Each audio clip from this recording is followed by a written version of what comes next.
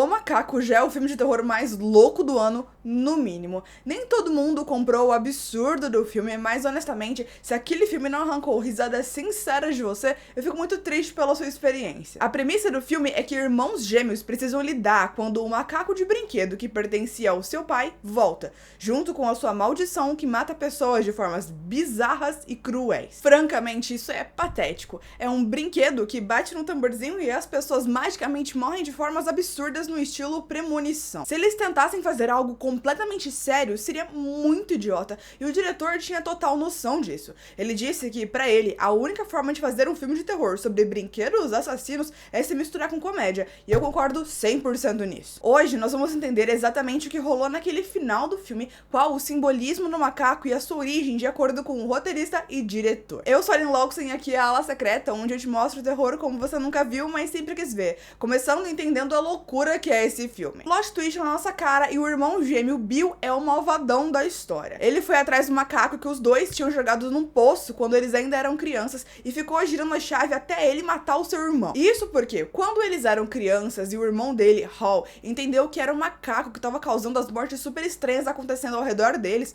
começando pela sua babá decapitada, ele girou a chave torcendo para que o macaco matasse o seu irmão. Isso porque ele era um pequeno sociopata maluco que torturava o garoto, fazia um terror psicológico e físico com ele na escola e em casa. Ele não tinha paz um segundo. O menino era o demônio. E eu entendi completamente quando o Hal queria que o guri morresse. Porém, o macaco não aceita pedidos. Ele vai matar qualquer um, menos a pessoa que você quer que ele mate. Por isso, ao invés dele matar o irmão babaca, ele fez a mãe dos dois ter um aneurisma que basicamente explodiu o cérebro dele. E tudo isso aconteceu na frente do Bill, que queria a vingança do irmão por causa disso. Mesmo sabendo que o macaco não aceita ordens, ele tenta mesmo assim, e metade da cidade tem mortes super bizarras nesse caminho. O seu irmão, o gêmeo bonzinho, Hal, chega na cidade junto com seu filho e consegue encontrar o seu irmão, mas já é tarde demais. Ele tentou forçar o macaco a bater um tambor, que é o que causa as mortes. E, revoltado, o macaco fez a cidade inteira entrar em caos. Um avião que tava passando por cima da cidade cai em cima das casas, tá tudo pegando fogo. Um casal que tava fazendo skydiving cai exatamente em cima da casa onde esse irmão tava morando. O Hal consegue convencer o seu irmão que ele não era culpado pela morte da mãe dos dois, ele era só uma criança e ele não sabia o que tava fazendo, e que ele também sentia muito a perda dela, já que, como os dois eram gêmeos, ela também era mãe dele. E o Bill, aquele pateta sociopata, nunca tinha parado pra pensar nisso. Absurdo? Sim, mas eu avisei, lembra? Bom, eles parecem estar de bem por um momento, mas o macaco não tá nem aí pra essa trégua, que com certeza não duraria muito tempo, já que o Bill é totalmente incapaz de agir como um ser humano decente por mais de 5 segundos. Ele bate no seu tambor uma última vez, que causa um efeito em cascata, onde as armadilhas que o próprio Bill construiu na sua casa se ativam e a cabeça dele é acertada com tudo por uma bola de boliche. Na parede, quando a bola fica cravada lá, a gente vê que ela tinha o nome da mãe deles. A atriz Tatiana Maslany, que interpretou a mãe dos dois garotos, deu uma entrevista falando sobre isso. Pra ela, desde que ele viu a sua mãe morrer de forma tão horrível na sua frente,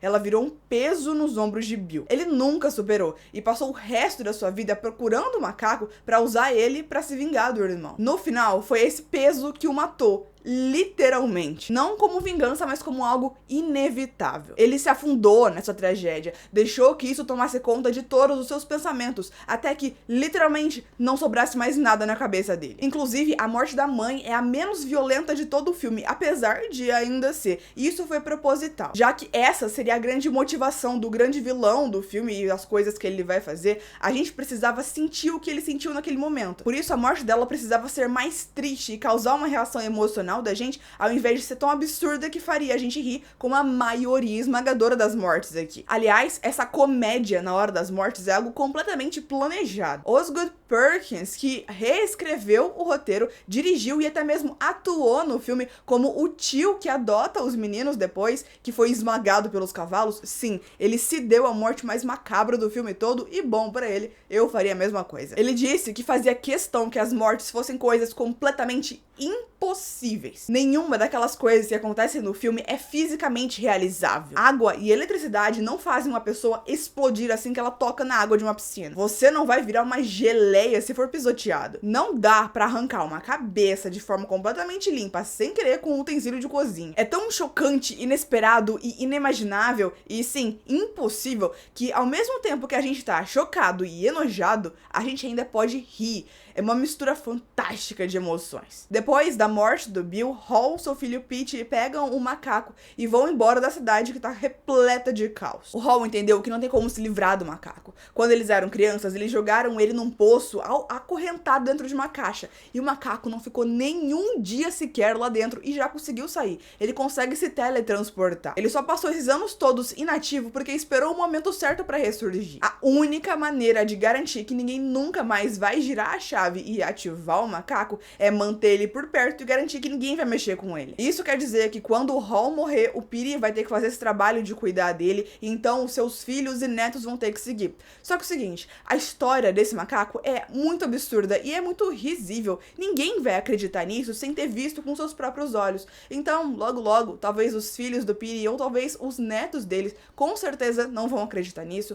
vão achar que a história é louca do avô deles que tá envelhecendo e tudo mais, e vai querer girar só pra ver o que acontece. O que quer dizer que essa é uma maldição que pode ser contida, mas não completamente evitada, não por muito tempo. Logo antes deles saírem completamente da cidade, o Hall e o seu filho estão parados num semáforo quando eles veem um cavaleiro montado em um cavalo e tá saindo fumaça dos dois. O cavaleiro para e olha pra ele antes de continuar e seguir o seu caminho tranquilamente. Isso tem muitíssimo a ver com o simbolismo todo do filme, então já eu explico tudo isso junto. O filme termina com um ônibus passando, cheio de líderes de torcida que estão com seu corpo pra fora das janelas e estão lá comemorando pra caramba todas as coisas absurdas que estão acontecendo na cidade. Elas já tinham aparecido um pouco antes no filme, comemorando quando o corpo da tia dos meninos é levado pra fora da casa. O que é uma cena muito estranha. Logo, um caminhão passa bem do lado desse ônibus, arrancando a cabeça de todas elas e seus corpos ficam ali pendurados, sangrando pra fora. Eu li uma interpretação do Screen Rant que diz que essas líderes de torcida representam a gente, a audiência.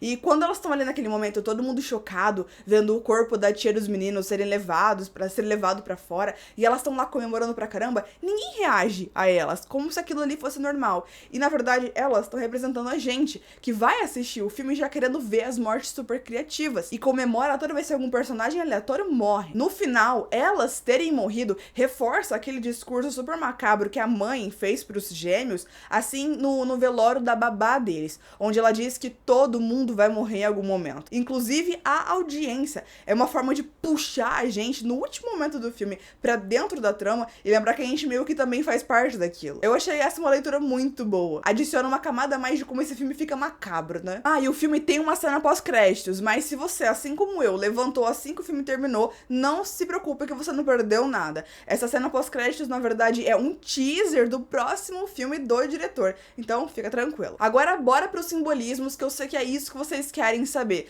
Ah, e se você gosta de terror, já se inscreve aqui no canal, porque a gente só fala sobre isso por aqui. E deixa seu like no vídeo também. Esse filme é baseado num conto do Stephen King, que também se chama O Macaco, e tá no livro Tripulação de Esqueletos. Eu ainda não li o conto, e eu vi que tem algumas diferenças bem relevantes. Mesmo assim, pelo que eu sei, nem no conto é explicada a origem do macaco. Porém, o Perkins tem a sua versão dos fatos. Ele compartilhou isso com um fã ao fazer um momento de perguntas e respostas no Reddit. Pra ele, o macaco representa Deus. Em suas palavras, eu não sei de onde ele vem ou que merda ele pensa que tá fazendo com e para os humanos. Uma pessoa gira a chave, mas é o macaco que escolhe quem vai morrer. E a gente não tem nem ideia de como ele escolhe, quais são os seus critérios. Ele claramente tá consciente do que acontece ao seu redor e só escolhe não reagir. Ele só reage quando ele pune o Bill, causando caos à cidade inteira por ter tentado manipular ele. Existe uma dicotomia no filme que foi falada em alguns momentos. Essa ideia de que tudo acontece por um motivo, ou seja, um plano divino,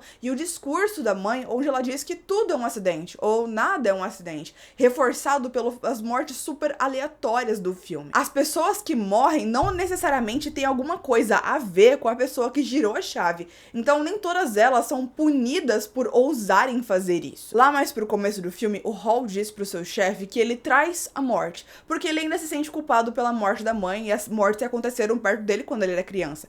Mas então ele brinca explica e diz que ele não chega montado num cavalo branco como um cavaleiro do Apocalipse, se referindo à morte, personagem trazido na Bíblia. Esse cavaleiro é mencionado mais uma vez ao longo do filme e lá no final ele aparece, circulando a cidade onde todos ou já morreram ou estão prestes a morrer como consequência de tudo o que aconteceu. Ele aparecer pode soar meio aleatório, mas se encaixa nesse tom bíblico que o diretor quis colocar no filme. O Perkins disse: nós criamos essa realidade completamente louca e desequilibrada. Por que não trazer o Cavaleiro da Morte para esse universo? A pergunta não é por que o Cavaleiro aparece, e sim por que ele não apareceria. O filme é construído em cima do absurdo, lembra? O Hall acena pro Cavaleiro, mesmo estando chocado e confuso. E isso pode simbolizar que, assim como a sua mãe tentou ensinar para ele e o irmão naquele discurso super sinistro que ela fez no velório da babá, ele agora consegue aceitar que a morte é uma coisa natural e que vai acontecer com todo mundo. Ao invés de ter medo disso, ele apenas aceita.